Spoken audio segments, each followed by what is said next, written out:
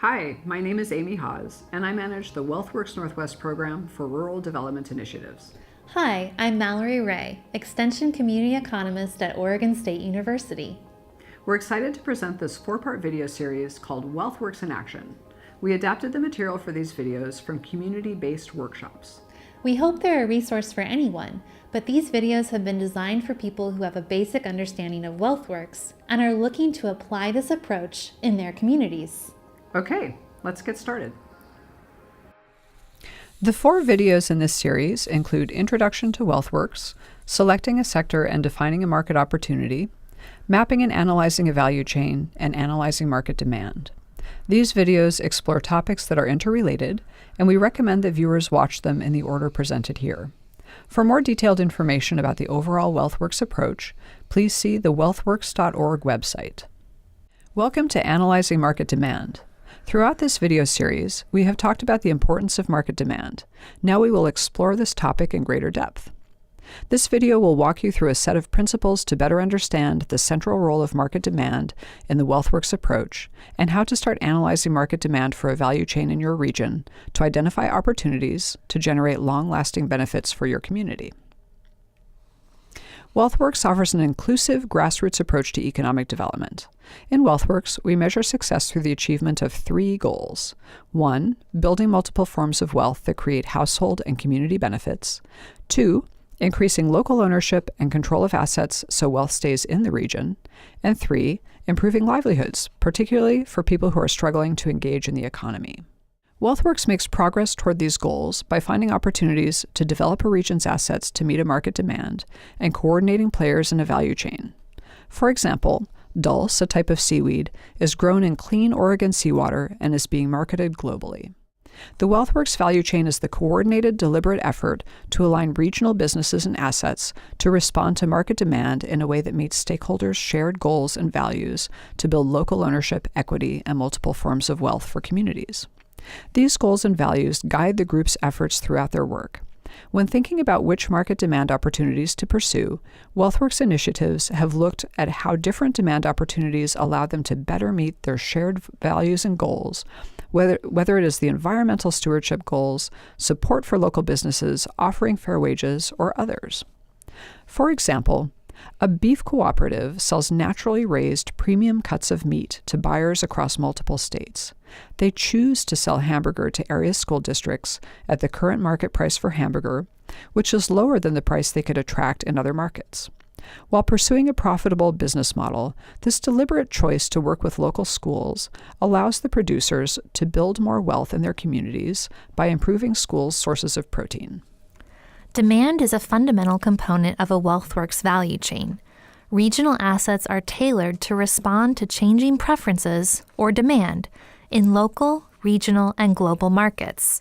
Today we focus on learning more about market demand and how to respond to changes in market demand in a way that can meet the principles of WealthWorks to create lasting change in rural communities.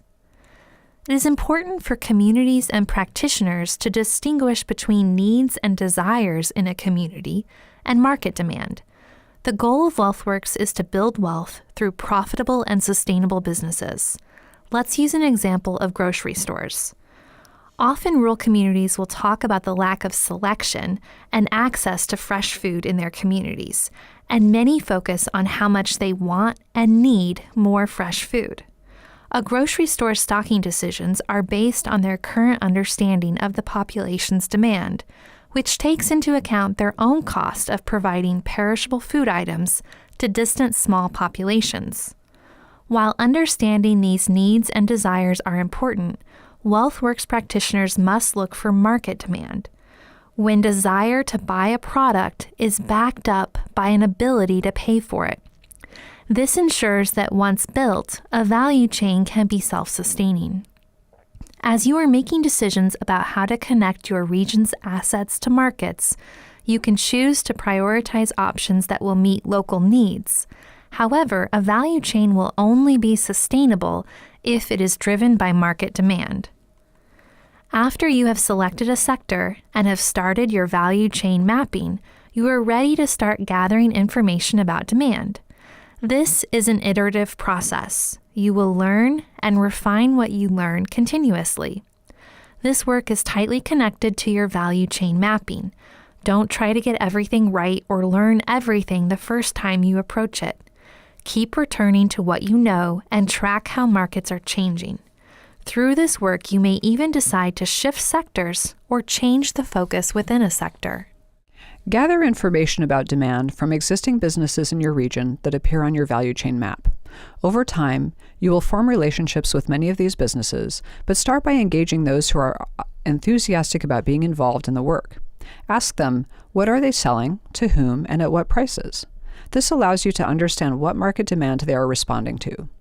Also ask them what they know about markets they are not currently selling in, and find out why not. This will help uncover challenges and opportunities along the value chain. Spend some time learning about other markets and directly ask your region's businesses what they know about other markets. You may find they haven't considered some markets because of perceived challenges that may or may not be overcome through a coordinated effort. Brainstorm other potential sources of demand. Think about different scales, local, regional, or beyond. Consider different types of buyers, individual consumers, businesses, and institutions. You may also want to think about what is currently being brought into the region from somewhere else. Is there potential to replace some of those imports with local products? Talk to current and potential buyers directly. You are looking for buyers who will become your demand partners.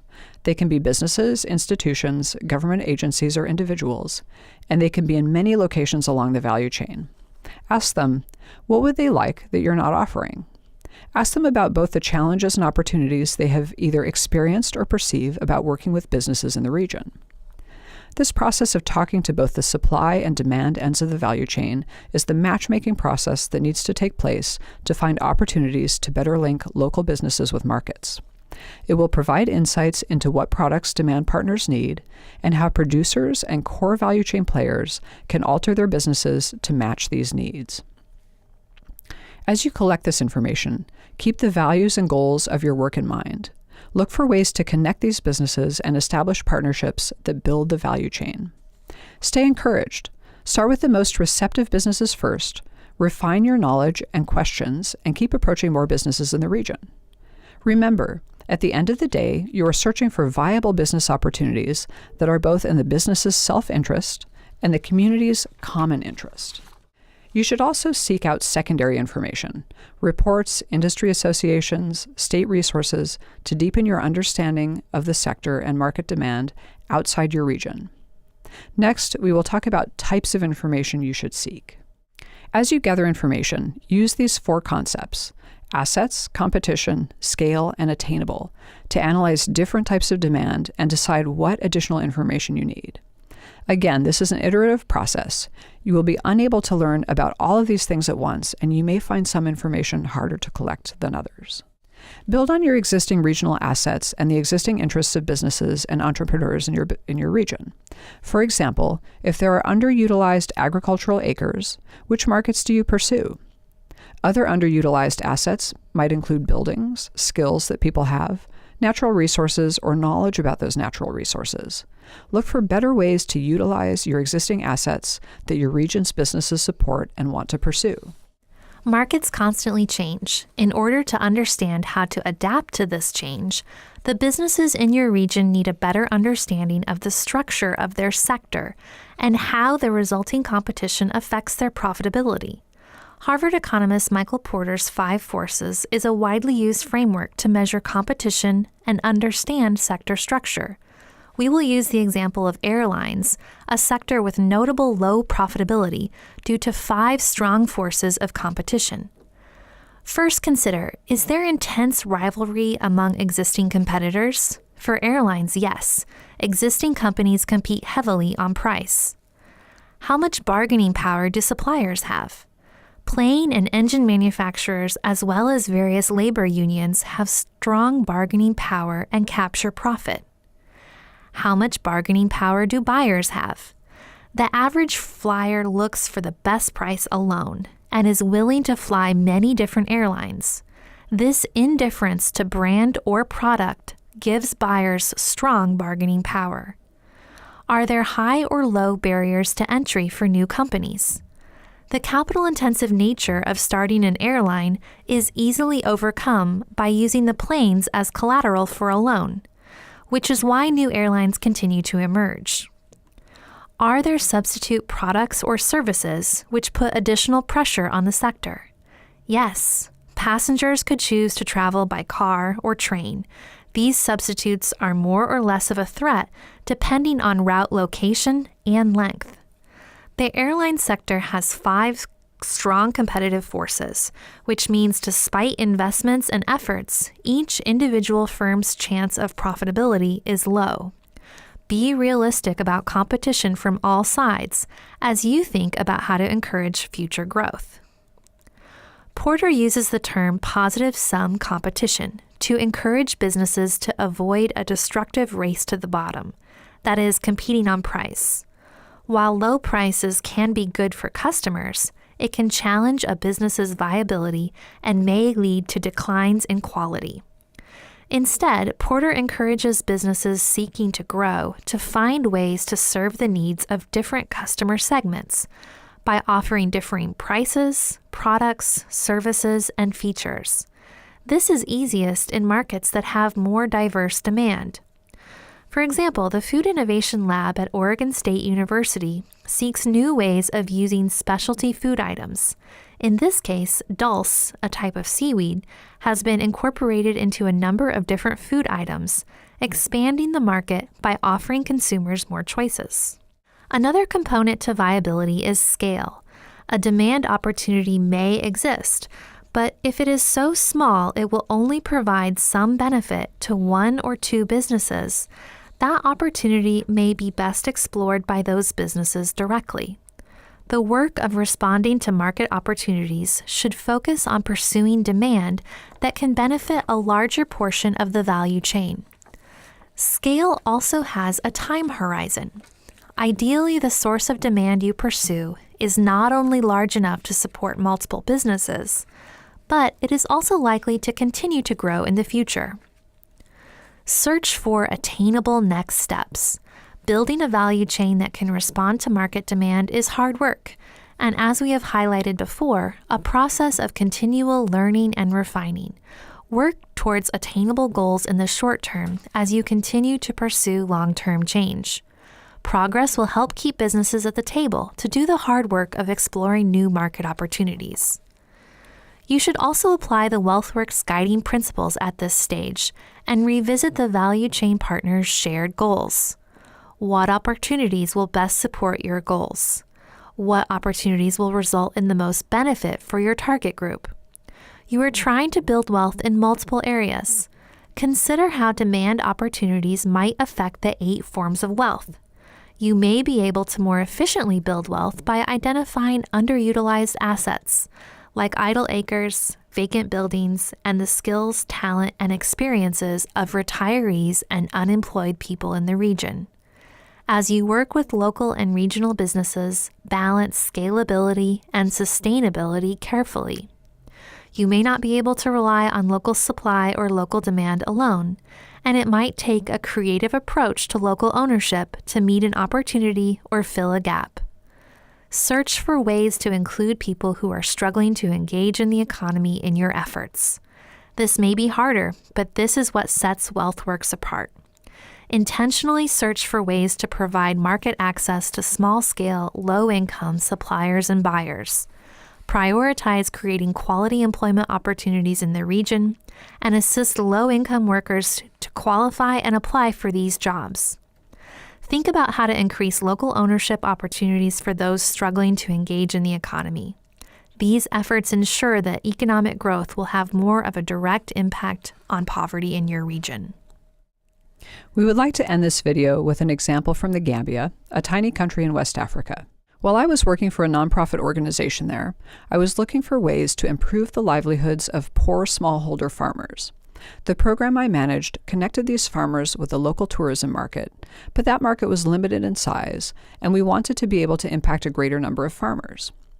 We knew our target group well, poor smallholder farmers who were growing at the subsistence level or a little more. We also had a clear goal. We wanted to improve their livelihoods and increase their ability to access and compete in more markets. After considering a number of products such as avocados, green beans, and mangoes, we chose to investigate mangoes more intensively. Why mangoes? There are mango trees everywhere in the Gambia, and lots of smallholder farmers have a couple of mango trees on their land. So, if these farmers were able to access a market interested in this asset, their livelihoods might improve. So we needed to research demand. What do customers want? Is there a demand for mangoes and mango products of the Gambia that the Gambia can produce?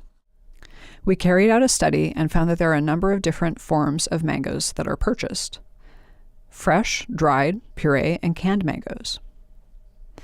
We also found that some varieties are in greater demand than others. And we found that mangoes are consumed in large quantities worldwide. But we don't just need to know demand. We need to know if the Gambian mangoes can be competitive with mango products from elsewhere and in which markets. That is, do they offer consumers something that they cannot get elsewhere, such as cheaper price or better taste? So we did further market research, this time looking at all of the steps of the value chain from producer to consumer. We identified a number of challenges and opportunities. One challenge was shipping. The frequency and type of available ships meant it would take a lot of time to transport, which favored canned and dried mangoes over fresh. However, the high cost of electricity strongly favored fresh mangoes. The growing season was an opportunity, since mangoes in the Gambia hit a window of relatively less competition from two big mango exporters, Brazil and India. The skill level of farmers for post-harvest handling was low, but we considered this an opportunity because we were looking for opportunities to increase skills of farmers, and we were well positioned to build capacity in this area. We ultimately decided to prioritize fresh mangoes because of the balance of the various factors, and perhaps most importantly, because we found a small mango exporter who is willing to purchase mangoes from local producers as an initial phase of ramping up production. We hope this video has provided some ideas for investigating and analyzing demand as you explore your market opportunity further. You can find more resources related to this topic here and by exploring the WealthWorks.org website. Thank you.